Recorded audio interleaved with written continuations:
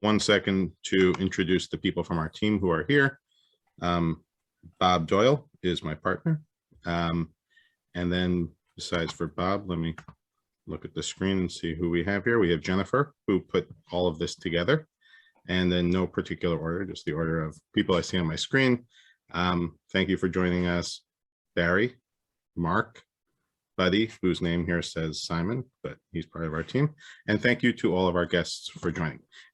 And now, let me say something else. Besides for finance, like I said, the people on our team have background doing all sorts of things within businesses, and we try to keep an eye out for our clients and help them stay on top of other important issues, even issues that we don't solve, like let's say marketing or HR. When we notice a problem, we try to bring it to the attention of the client, bring in the appropriate professionals.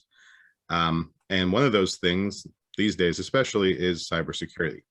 So Steve has, I'll let him introduce himself, but he works in M&A and cybersecurity. He's a partner at one of the major law firms here on Long Island, and we thank him so much for joining.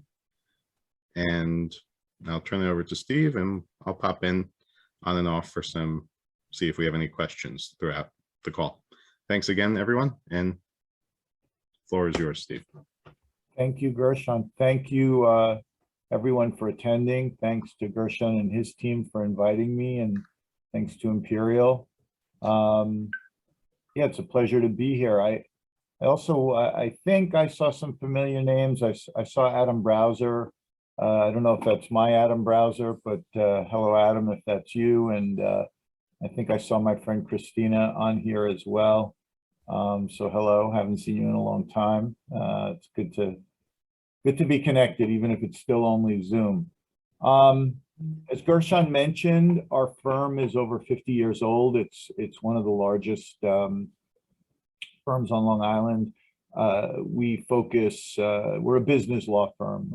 We focus on business transactions and the needs of businesses.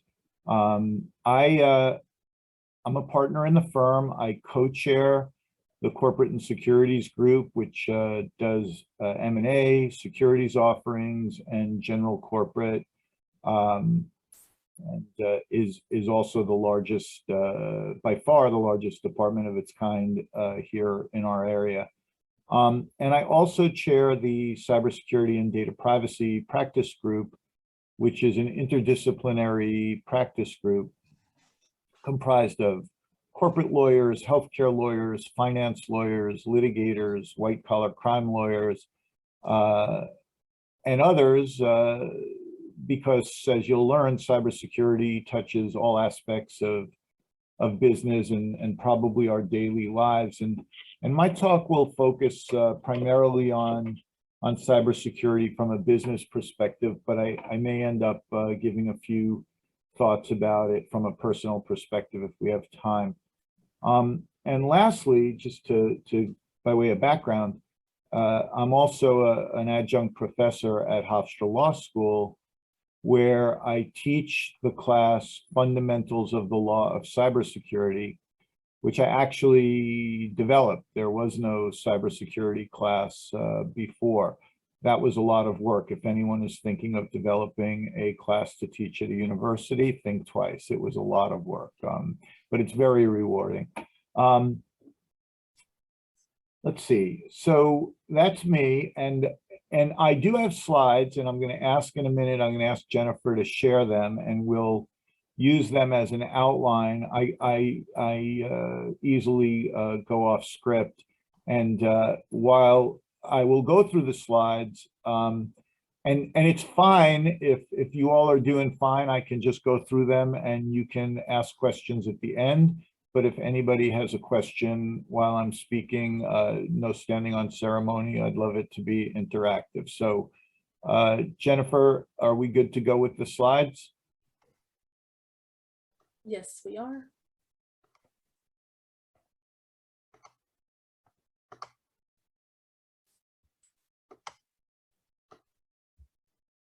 Okay, so this is obviously the title slide, and that's what we're going to talk about today. So let's go to the next slide. So the way we describe cybersecurity is that it's a catch-all phrase that includes protection against internal and external threats of an organization's information systems and most sensitive data. Let's just stay there for a second. Maybe we go back. So when I think about, thanks, Jennifer. When I think about cybersecurity, and I'll elaborate as we go through the slides, from an organizational perspective, the first thing I think about is cyber risk. What are the risks that are a threat to my business in my digital space, in my digital environment? And depending on what your business is, those risks can vary. And cybersecurity is a response to those risks. And I think it's good if you think about it always as a rational relationship between what are your risks versus how you respond to those risks. Okay, so that's cybersecurity. Let's go to the next slide. Now, this slide is about cyber attacks. I'll tell you that cybersecurity, I think, can be divided into two big categories. One is cyber attacks. What are they? What harm do they cause? What are the responses? What are the protections? And the other category of cybersecurity is more in the nature of regulatory compliance. There's no attack, but what am I required to do as a business owner? What things do I need to do to be in regulatory compliance for my business? So let's focus on attacks. And again, they can be from within and without of an organization, from inside and outside.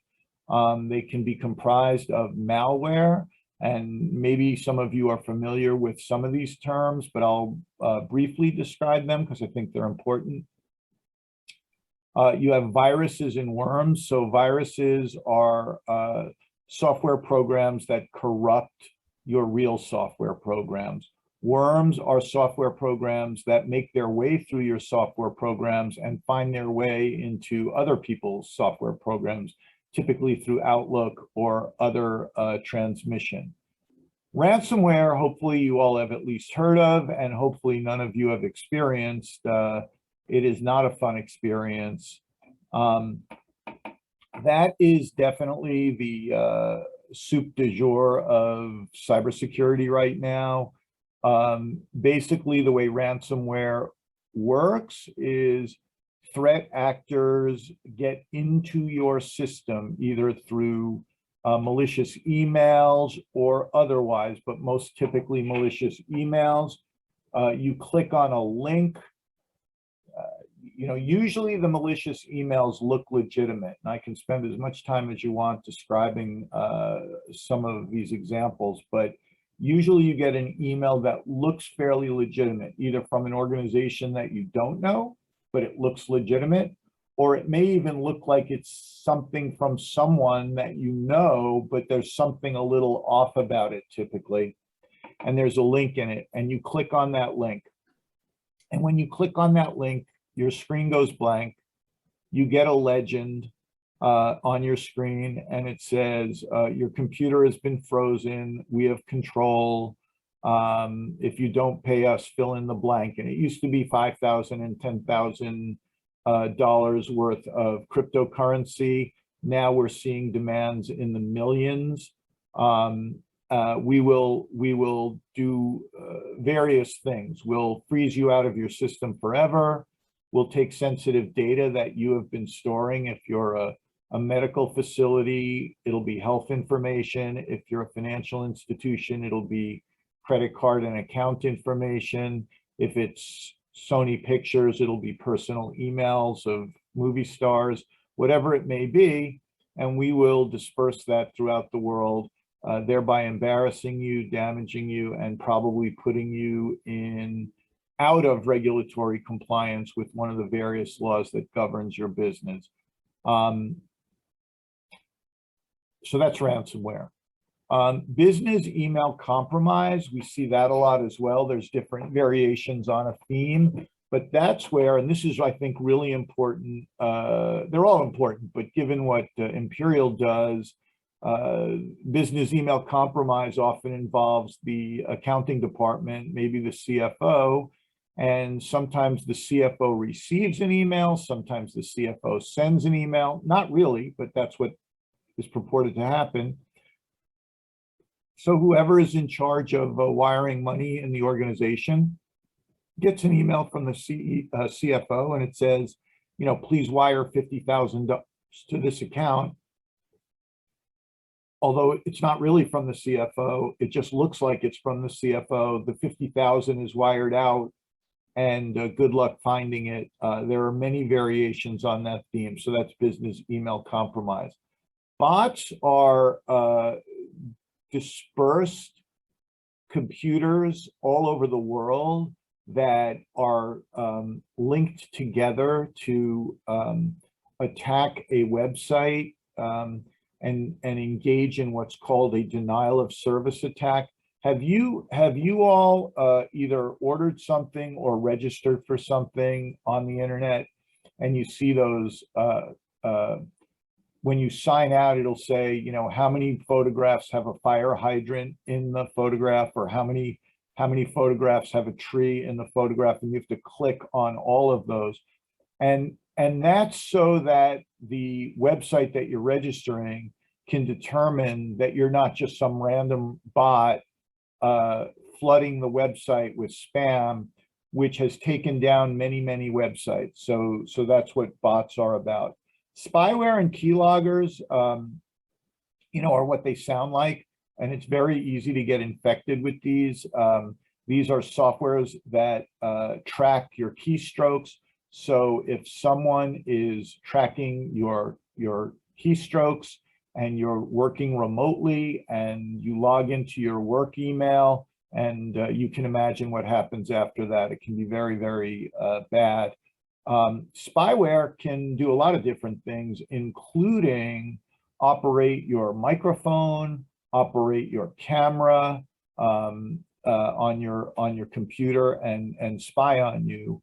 And all of these in some way are aspects of social engineering. Hacking as another category is more traditional. Even though it hasn't been around that long, I'd say it's a more traditional method of you know, cybercrime, where someone, for some reason, and the reasons can vary. It can be national security, it can be manipulating an election, it can be a 14-year-old kid in junior high school, you know, playing around with the coding that he or she just learned.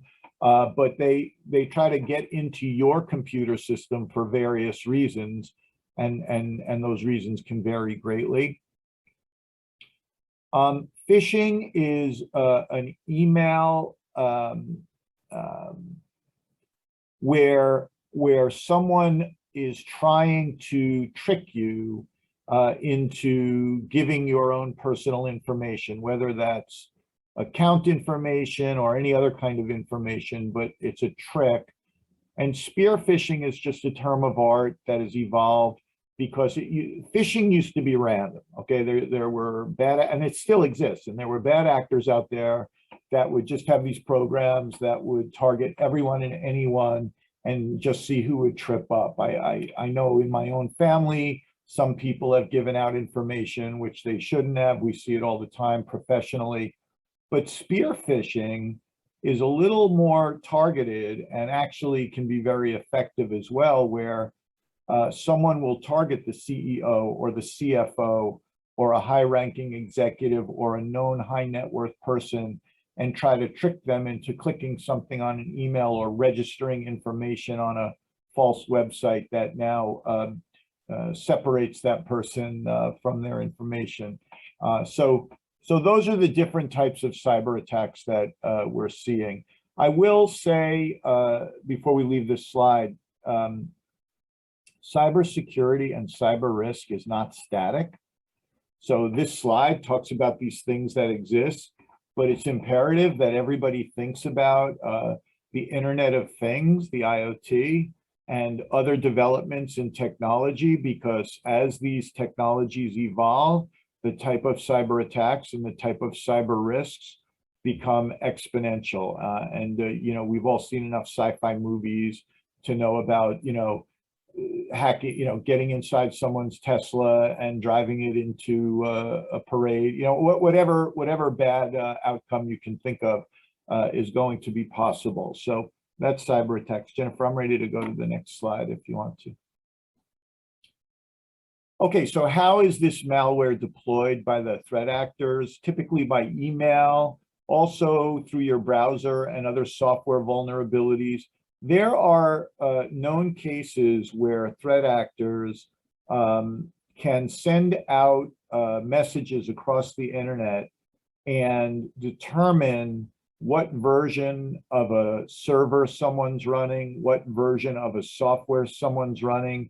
And this is not a game for them, this is a business. And some of these software versions and some of these firmware versions have known vulnerabilities. There are some famous healthcare institution attacks in the records where through a system's vulnerabilities, an entire health system was hacked and everyone's personal health information, protected health information was compromised. So it's critically important, and I'll try to throw in some little tips as we go along.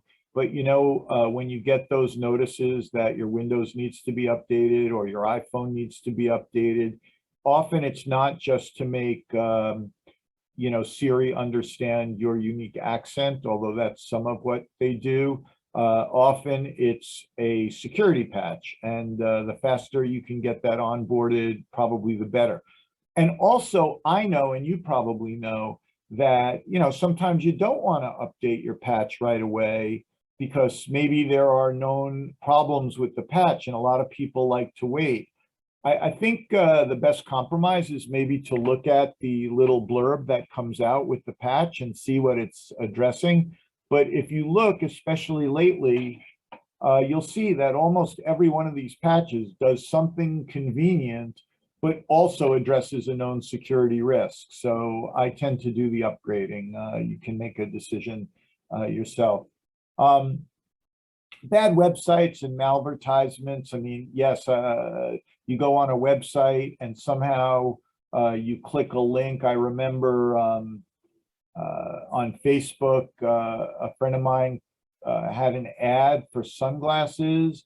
Luckily, I didn't click on it. I didn't think it looked legitimate. All of his friends clicked on the link for buying these sunglasses at half price.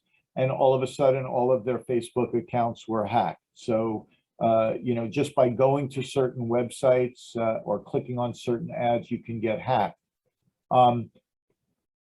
WhatsApp, Facebook Messenger, even texting are ways into your system.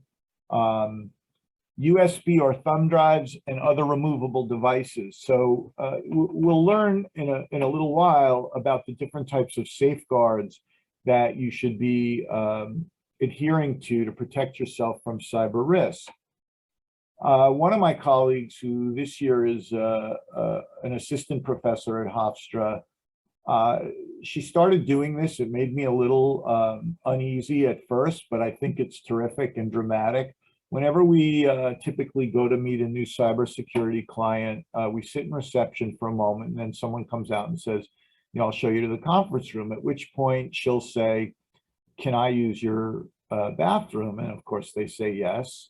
And she comes back into the conference room and doesn't really, or didn't really do this, but she'll say to the person that when your receptionist let me go to the bathroom unescorted, I could have installed a thumb drive into your any secretary, any assistant, any cubicle on the way to the bathroom and deployed malware throughout your system. So one of the things a lot of technology consulting firms recommend, we do here, is we disable all the external inputs except for certain people, and we don't allow outside devices in here. And then you know, I think the manufacturing and supply chain issues speak for themselves. We're all experiencing some of the problems that result from those kinds of things currently.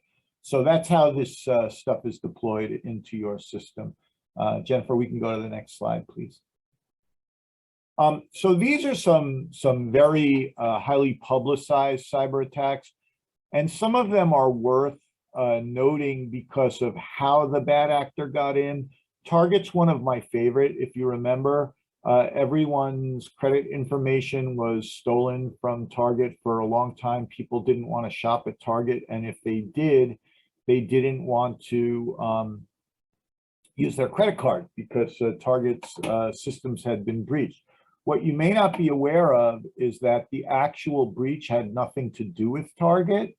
All of Target's stores, and a lot of retailers do this, manage their HVAC system through a central third party. When does the heat come on? When does the air conditioning come on? Sometimes lighting, different things like that, building management.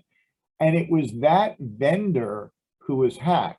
And somehow the threat actor knew that if they played around inside that vendor's system, they would find a way to get into Target's system legitimately. That's the key. Target didn't actually have an outside break-in. It had an inside break-in that came outside its third-party vendor. Home Depot had malicious software installed in its credit card swipes. Everyone's credit information was stolen. The next one is highly publicized and obviously everybody's favorite. I have the list of people who registered for Ashley Madison, and I see some of you in the audience, but I won't mention specifically who's on the list, just out of discretion. But for those who don't know, Ashley Madison, I don't know if it still exists, but it was a site that was, and talk about, we could digress, but talk about what's happening in the world. It was a site set up for people who want to cheat on their spouse to register and find other people who want to cheat on their spouse. And there was a social justice threat actor called the Impact Team who basically hacked into that system, acquired all the registration information, and threatened to release it, and did release it because it was morally against what Ashley Madison was doing. So it's sort of an important point because, as I said earlier, these hackers can be nation states. There's evidence of that. I mean, significant evidence. These hackers can be organized crime. They can be individual criminals, and they can be 14-year-old junior high school kids playing around, and it's all over the map. DLA, one of the biggest law firms in the world, and one of the leaders in cybersecurity for lawyers, was completely wiped by a cyber attack. Equifax, you probably all remember, people's credit information was stolen, and Instagram. So these are just high-level examples of cyber attacks. But one thing, and I don't really know who's in the audience in terms of what businesses you have, but it's worth stopping for a second and just saying this. We represent a lot of manufacturing and distribution companies, middle market, a lot of retail, a lot of healthcare, a lot of financial institutions, just kind of every kind of business you might think of. We typically don't represent Main Street standalone businesses, but some of the companies we represent will have presence on Main Street, whether it's a chain restaurant or a bank or an insurance company. And I think every week I come to work and there's a new cyber attack so you're seeing, and I don't want anyone on this presentation to be lulled into thinking that because this list is of well-known, high-profile companies that they're the only victims. There are single doctor and two doctor medical. Yeah. So just so you know, I'm traffic in this space a lot because most of my clients are managed service providers. About 25 weeks ago, 900 dentists in Queens got ransomed, right? Like 900 different dentists got ransomed in the greater New York area. So it's happening to everybody now. There's an exploit and there's an opportunity to ransom you. It will happen. So it's important that you're taking the precautions and that you have a vendor, that you're not doing this yourself, that you have a vendor that's actually working with you and looking at this stuff. I agree. I don't know who is speaking. It's hard to see on the Zoom, but I agree with that That comment. is Joe Rojas. Hi, Joe. Okay, so Jennifer, we can go to the next slide. Okay, so a data breach, and this is a composite definition that we put together for this slide, but that's important to understand. I'll explain why in a second. But a data breach is primarily an unauthorized loss, theft, access, or disclosure of sensitive information and or any act that compromises the security, confidentiality, or integrity of that information. Now, why is that important? It's not just stealing the data. It's if someone goes into your records and changes the data. I mean, imagine if it was a hospital or a doctor's office and someone changed your insurance information, or someone changed your conditions, or someone changed your medication. So that could be a problem. Sometimes just looking at the data is a problem. It's a very, very, very broad concept. And I'm jumping a little bit ahead, but I want to say that there's a mantra that I teach in my class, and there's a mantra that I say over and over again with my colleagues when we're dealing with a data breach for a client. And this is what it is. You say, was there a breach, which is a technical analysis? And I'll say it in layman's terms, did someone in an unauthorized way get access into our computer system? That's the first question. And the second question is, was there a reportable breach? A breach is just getting into the system. That doesn't necessarily mean that there's a reportable breach under applicable regulations. And as you'll see in a minute, it's sort of reverse engineering. You have to figure out what regulations apply to your business, and then what those regulations say is protected information. And then you figure out whether there's a reportable breach. But that, if you take away anything from today's talk, I mean, that's a key point. Was there a breach? Was there a reportable breach? It's not the same for all businesses. Jennifer, I'm good to go to the next slide. Here are some examples of data breaches. Yeah. Let's take a break for a second. I was on mute. Let's take a break for a second and see if anyone has any questions. Good. That they want to hop in on. Anyone have anything? In the chat is fine, or out loud, or.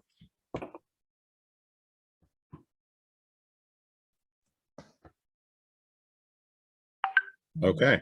I have a quick question on something you said earlier, not too technical, but you said that the emails often look weird. And I agree that emails where people are spoofing, making believe there's someone else, often do look weird. Why is that? Is it just because they happen to be sloppy? Why haven't people figured out how to make emails that don't look weird when they're trying to steal our information? Oh, okay. I'm going to answer your question. I'm going to elaborate a little bit too. Okay. I think it's gotten much more sophisticated, and I've seen spoofing emails that, holy mackerel, you know, they take a bank logo, they somehow get a hold of the bank letterhead, they put it in their email. They look much more real than they used to. I don't know why they weren't doing that before, but they're getting more and more sophisticated. But I do want to call to everyone's attention. I'd say there are two different types of spoof emails, and we've dealt with both of them. And one is what is a true spoof email, and one is not. It's more a hacking situation. And I'll give you a couple of tips on how to maybe address that. So if you slow down, everybody, you know, we can't slow down in our world, but if you slow down and you look at emails that you get.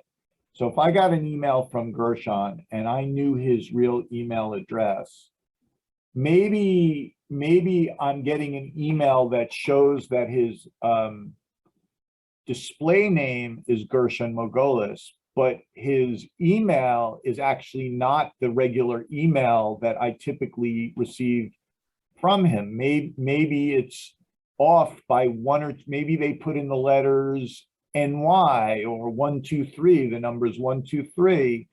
And those are clues that email is not, it looks pretty close. And if you're, I hate to say it, if you're my parents or their friends, maybe you're not going to realize that and you're going to click on it. But if you're a CFO or a high-ranking executive of a company or anyone in a company, you should be pretty sensitive to that. So a few things about that. If you take your cursor and you hover it over the display name of an email that you get, usually that shows the underlying email address. And where there's anything even a little bit questionable, I do that and I recommend doing that. Another thing that I highly recommend, and I've done it, and it feels a little weird, but it's getting less and less awkward because everybody's hip to this. If I get an email from my friend Gershon and it looks funny, even if it's got your correct email address, I call you up. I say, did you send me this attachment from Dropbox that if I download could corrupt my entire system? Did you mean to send me that? And sometimes you did, and sometimes you didn't. Maybe you got, God forbid, hacked. So on the real spoof emails, not that this is fail-safe, but that's how I would address that. On the real spoof, it'll be the actual email address of the person. Well, that's different. That's not actually a spoof. That's where I was going to go next. Yeah. And what happens is, and we've had this case too, where someone hacks into your real system. We've had people hack in, get control of someone's actual email address, CEO, and send an email from the CEO's email address to the CFO and say, you know that $5 million you wire every week? Well, send it to this account. And when I say looks funny, I'm going to use a different word. If it feels funny, call, because there's no real other way to validate it. So it's a hugely important point. I don't know who brought that up either. It's hard to see on the screen, but that's different than where it's a true spoof. That's where someone actually gets into your email, and the legal ramifications are different. I don't want to get too granular, but they're legally different. Can you get a little granular about those, how the legal ramifications are different on that? Well, okay, sure. So if it's a spoof email, it's clearly third-party liability. Like whoever the person being spoofed is, they didn't have anything to do with it. They didn't send an email. Where someone hacks into some real person's account and sends an email, and I don't know if my partner Adam is still on, who's a litigator, but he could speak to this probably better than I could. There's a whole evidentiary analysis that has to occur to determine, well, who is liable? Is it the person whose email got hacked because they sent the email? Is it the person who received the email because they were an innocent bystander, except maybe they should have been on notice? And then clearly you have the third party who hacked in. So it's a much more complex legal situation when you have the actual hacking into a system. Thank you. You're welcome. So Steve, I'm all ready to shut my computer down and move into the mountains. Do we have any good news coming? who said that? This is Bob Doyle. Oh, Bob. Well, the good news is that if you do that, I'll be there Thursday night. We'll hang out. Yeah, I think the good news is education and awareness. And the digital world is, not to be too philosophical, but the digital world is very parallel to the real world.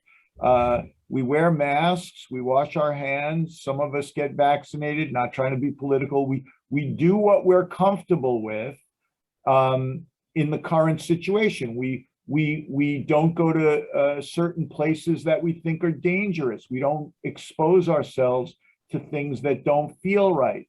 The digital world is similar, and I think it's an awareness and a sensitivity. If you, my word, recklessly, surf the net and click on every single thing that comes your way and click on every link in every email that you get, you will get hacked. If you have awareness and training and sensitivity, you should be okay, or a better chance. But you have a better chance, but Stephen, the other thing is you need professional intervention. And I know I said that before. This is Joe again. I know I said that before, but there are things like if you're a company and you have 20 people and you set up your own Office 365, you shouldn't do that. You should have professionals do it, because there are things that need to be set up on the back end that you have no idea about. Well, so part of education is really getting that piece done, from my perspective, from what I see is out in the wild. Well, let me address that. I get to that a little later in my slides, but let me address it now. I think you're right. And, I think all of cybersecurity and the regulations parallel this. It's scalable. So, right, if you use 20 people, if you're an organization, if you're a shoe store and you have 20 people and you buy and sell shoes and you're not really computer savvy, yes, not only should you have someone who is setting up your system, but best practices is to have even additional services, which we have seen with a lot of our clients. For example, there's a concept out there now called continuous monitoring. So you have one company that is updating your patches, creating your infrastructure, giving you guidance on what you ought to be doing. And then you have another company that you typically pay a monthly fee to that's constantly trying to break into what your other company did. And that's actually pretty commonplace now. And then depending on what industry you're in, you may need to go through, and these words change over the years, but the current term of art is an impact assessment to see where your vulnerabilities are. So however you get there, I think you're right, Joe. I think for that size business, if you're not an internet company, you probably should have not only a third party, but you may need various third parties depending on what you do and what you're, you got to look at what kind of information do I have, right? If I make skateboards, that's my business. Probably I don't have a lot of really sensitive data. Probably, not necessarily. If I do credit rating enhancements for people, I probably have every single piece of personal financial information about my clients, and I should be really, really, really buttoned up. And in fact, there are regulations that say that. So I think also a takeaway to your point is scalability and rational response. Good. Yeah, excellent. Can we go to the, let's see, did we cover this? Let me just see. So just examples, rogue employee down, you fire someone, they're mad, they steal a bunch of information. There are a number of hospital cases where they didn't actually code their website correctly and all of their personal healthcare records of their patients was available to the world. Competitive espionage. This happened where there was a love triangle and someone downloaded information about the other person and posted it on social media just to be annoying to the boyfriend. Stolen or lost laptops. I'll just anecdotally, I know I don't want to go too long, but I'll share with you, this really happened. The first day of my cybersecurity class at Hofstra this year, I left my office and got on my motorcycle, as I often do, and I turned off of Merrick Avenue onto Front Street, and felt my iPhone clip dislodged from my belt. And lo and behold, my iPhone with all of my sensitive data was somewhere at the corner of Front Street. And the only reason I knew is because the Bluetooth in my helmet cut out after about a mile. And I realized I didn't have my phone, and absolutely panicked because it wouldn't be good for the head of the cybersecurity group and the professor at Hofstra to have been hacked. But miraculously, when I turned around to get it, it was still there. So none of you should worry, your data is safe. And someone posted a question. Let me see if I can see what that question is. Will you speak to recovery technology assurance? I don't know what DR is. And Disaster recovery. You know, I can. It's not really part of my slides. I talk more about the legal response to this stuff. Disaster recovery is usually important, and it's not just disaster recovery, it's backup and things like that, because when you are hacked, your ability to negotiate with the threat actor is usually dependent upon whether you need to, you know, if the threat actor got your data and is going to expose it, and you're in a regulated industry, you've got trouble. And the fact that you have backups is good, but it's not determinative. If you are not in a regulated industry and you have backups, you can tell the threat actor to go pound salt. And I see, I think we're getting tight on time, so I'm going to keep going with the slides and then maybe hold a few minutes for questions at the end. So let's go to the next slide.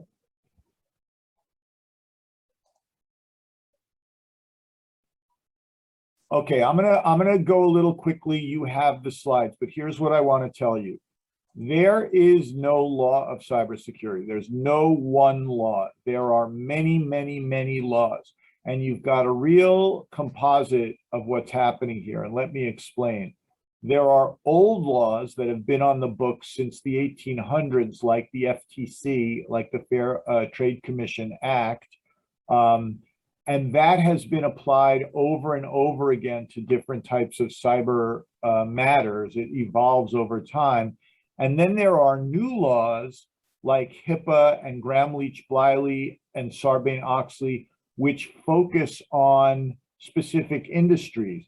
But the big trend is towards not, so historically, most of our laws were data breach response laws, but the big trend in the last few years is that laws are now trying to regulate corporate behavior.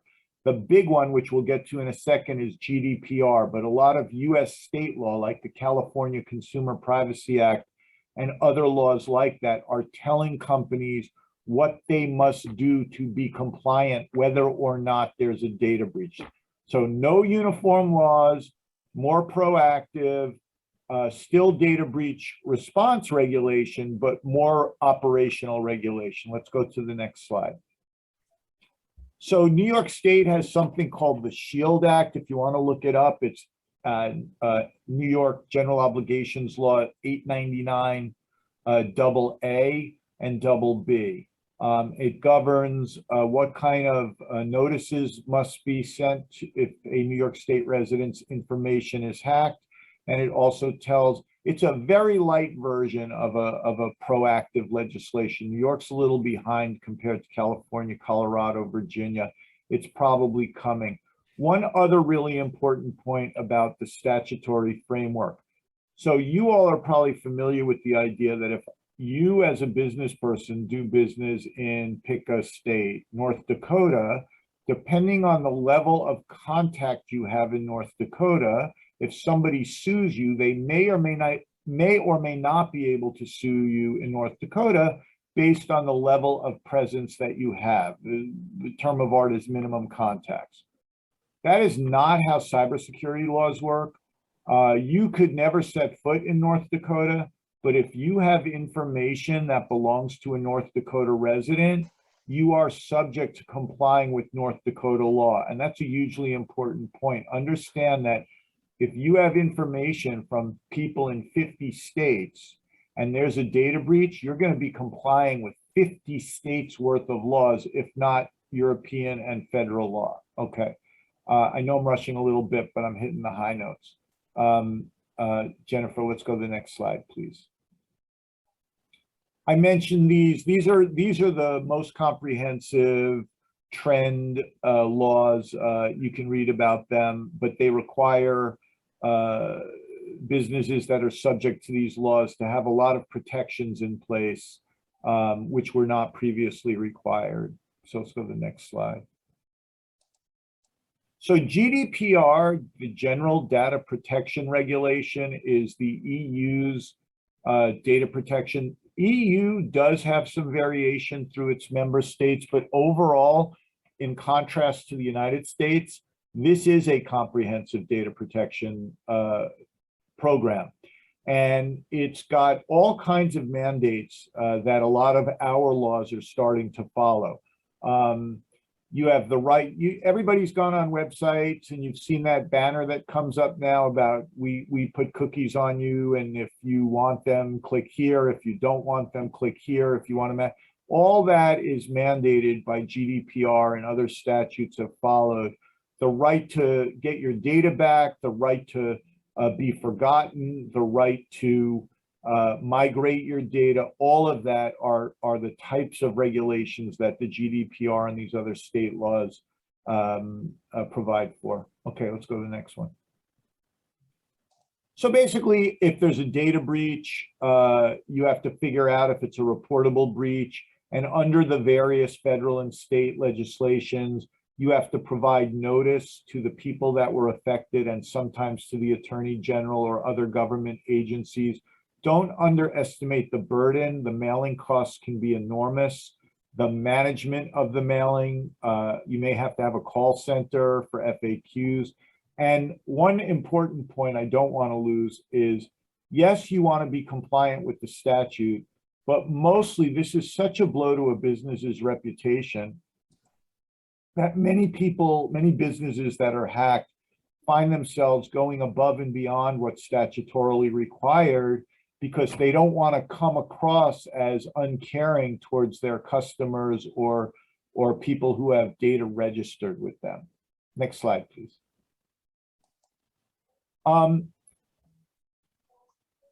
Big point here is, and I think, Joe, you mentioned having an outside vendor, and I agree.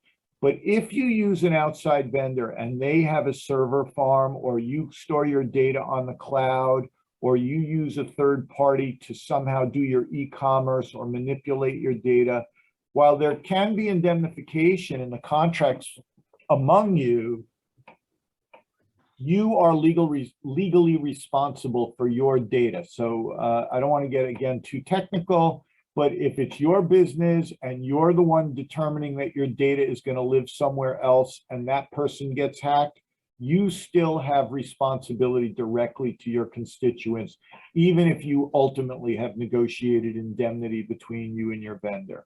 A huge important point. Let's go to the next slide, please. And the other thing about that is, if you're decide that you're going to go on your own anyway, you still need to do cloud to cloud backup. Just because the information is in the cloud doesn't mean that it can't get compromised 100%. or you can't get locked out. 100%. The board, right? So the board of a business, and I hear you're talking about a smaller company, but a board can have personal liability. There's a case called Caremark. It's very interesting.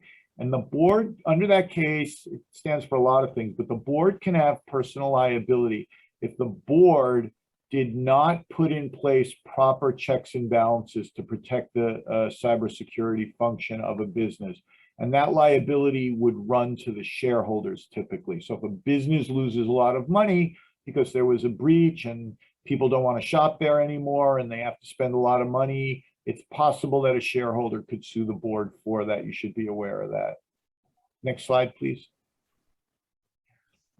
Okay, let's go to the next slide. I'm going to keep going.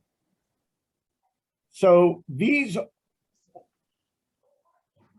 the law and good cybersecurity hygiene technical people have developed 3 categories of safeguards: technical, administrative, and physical. So I think Joe is mentioning a lot of technical safeguards, and those are clearly important, and they're listed here. You need to have administrative safeguards. You're all familiar with when you go to the elevator in a building, there's a little map and it shows you where to go in the event of an emergency. There's something called a written internet security policy, which all businesses should have. And it says what to do in the event of an emergency. What should people look for if there's a breach, and how should they respond? And then something as simple as physical safeguards. And those can include locks on doors, credentials to access information, et cetera, et cetera. I think we're pretty close to done. I know Gershon's messaging me we should end. Can I just see what slides are left real quick? So we kind of talked, one last quick point, and this is the end of my commercial. It may be counterintuitive, but if there is a data breach, the first thing that someone should do is contact their lawyer. They should not call their third-party vendor who does their cybersecurity. They should not call their accountant. They should call their lawyer. There are a lot of reasons for this, but the biggest one is attorney-client privilege. And what happens, and again, I'm sort of molding a few slides together. You call the lawyer determines whether or not you have insurance. Typically, we would be on an insurance panel. If you don't have insurance, you're going to be paying a lot of money to me, and we're going to go find a third-party forensic team, not your existing MIS provider, to do an investigation. If you do have an insurance provider, probably that provider is going to dictate from a panel which forensic team you will use, but all of it will be privileged, which is usually important because if you get sued by people whose records have been stolen, which you likely will, you have the opportunity of asserting attorney-client privilege, whereas if you just went to your normal MIS vendor, it would not be privileged and they would get all the information that was recorded. Let's see what else we have, Jennifer. We can keep going. We talked about this. We talked about this. We talked about in the insurance marketplace. Listen, one other important point. You need to be sure that your broker really knows what they're doing in the cybersecurity insurance market. It is not the same as general liability. You could be dealing with your broker for the last 40 years. They could be great at all kinds of things. We deal with this a lot. The marketplace is all over the map. So you really need, we can help you, probably Gershon's team can. You need to get to a broker that really knows the cybersecurity space. Remember, insurance companies make money by not paying on claims. Sorry if there are any insurance companies in the group. I think we're close to done. Jennifer, anything else after this? Yeah. I rushed a little bit at the end for Gershon's benefit, but I think I covered the high points. All right. Thank you very much, Steve. This was amazing. Thank you all for joining.